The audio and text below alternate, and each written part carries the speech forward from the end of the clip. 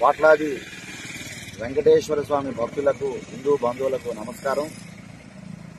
పరమ పవిత్రమైనటువంటి పుణ్యక్షేత్రం మన ఏడుకొండల వెంకటేశ్వర స్వామి తిరుమల తిరుపతి మహాపుణ్యక్షేత్రం. అటువంటి మహాపుణ్యక్షేత్రంలో డబ్బులకే ఇస్తమా అనేటటువంటి ఒక ముస్లిం సంస్థ సుమారు 6 దేశాలు, గల్ఫ్ దేశాలు తీవ్రవాదాన్ని ప్రోత్సహిస్తున్నారు, గేట్వే ఆఫ్ టెర్రరిజం అని రష్యాతో సహా నిషేధించినటువంటి సంస్థ. డబ్బులకే ఇస్తమా, డబ్బులకే జమాతే అనేటువంటి సంస్థకి 4 భాగాలలో 5 భాగాల్లో ఇదొక భాగం.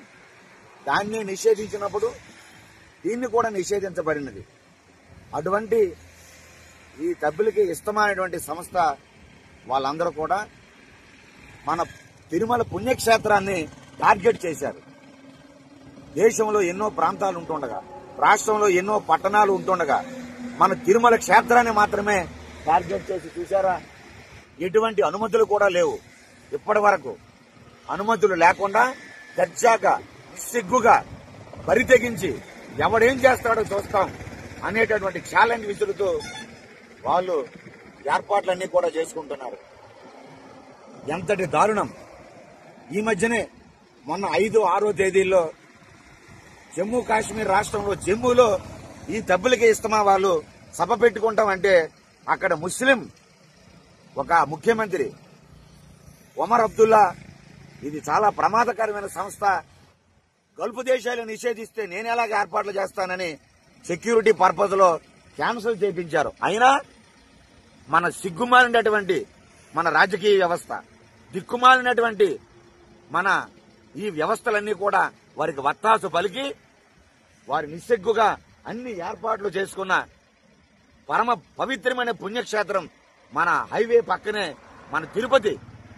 ఇటువంటి తిరుపతి అంటే నిరంతరము కూడా, అలాగే చంద్రగిరి సాక్షాత్తు రాయల వారు శ్రీకృష్ణదేవరాయల వారు పాలించినటువంటి ప్రాంతం.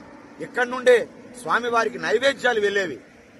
అలాగే స్వామివారి శ్రీవారి మెట్లు ఇక్కడే, ఇటు నుంచే మనం కొండకి పాత మెట్లన్నీ కూడా ఇక్కడే ఉన్నాయి.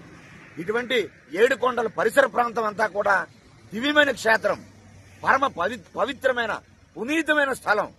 ఇటువంటి 7 కొండలు ఈ ప్రాంతంలో ఇటువంటి డబ్బులకి ఇస్తమాకి ఏ విధముగా అనుమతులు ఇస్తారు అంటే, ఇక్కడికి వచ్చి బ్రహ్మోత్సవాలు జరుగుతున్నటువంటి సందర్భంలో రేపు 23వ తేదీన బ్రహ్మోత్సవాలు ప్రారంభమవుతున్నాయి. ఇప్పటికే దేశంలో, రాష్ట్రంలో అనేక ప్రాంతాల్లో టెర్రరిస్టు మూలాలు బయటపడుతూ ఉన్నాయి. మనం చూస్తున్నటువంటి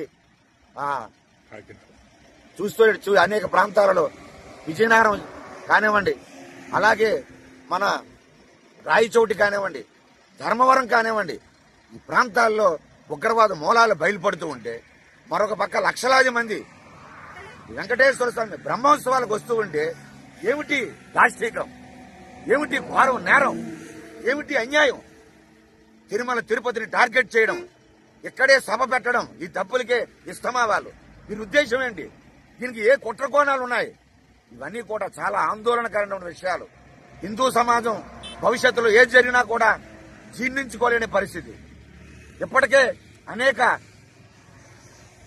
అనేక బాధలు తిరుపతిలో, మన పుణ్యక్షేత్రంలో మనం ఆ మీదకి వెళ్లి నమాజ్ చేయడం, అలాగే కొంతమంది ఆ సెక్యూరిటీని దాటించి వెళ్లి మీదకి వెళ్లిపోవడం మనం చూశాం. ఇటువంటి తరుణంలో దయచేసి ముఖ్యమంత్రి చంద్రబాబు నాయుడు గారు, డిప్యూటీ సీఎం పవన్ కళ్యాణ్ గారు, దయచేసి మీరు కళ్ళు తెరవండి, హిందువులకు న్యాయం చేయండి, ఈ పుణ్యక్షేత్రాన్ని పుణ్యక్షేత్రంగా ఉంచండి.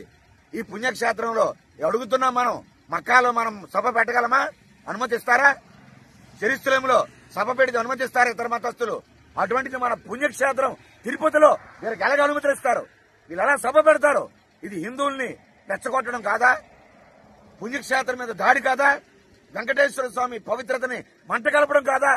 ఒక్కసారి హిందూ బంధువులందరూ అర్థం చేసుకోవాలి, అలాగే ప్రభుత్వ యంత్రాంగం కూడా అర్థం చేసుకోవాలి. ఖచ్చితంగా ఈ అనుమతులు లేకుండా ఇంత బరితెగించి వారు ఏర్పాట్లు చేస్తున్నారంటే వాళ్ళు దీని వెనక ఎవరెవరు ఇక్కడ సహకరిస్తున్నారో, ఇక్కడ ఏ ఏ మూలాలు ఉన్నాయో మనకు అర్థమవుతూ ఉన్నది. కాబట్టి దయచేసి ప్రభుత్వ యంత్రాంగం బేషరతుగా ఈ సంస్థను ఇక్కడ నిషేధించి సభని రద్దు చేయాలని మేము మరీ హిందూ బంధువులందరి తరఫున, ఆంధ్రప్రదేశ్ సాధు పరిషత్ తరఫున, హిందూ ధార్మిక సంఘాల తరఫున మేము మరీ ప్రభుత్వానికి మేము విన్నవించుకుంటూ ఉన్నాం. నమో వెంకటేశాయ.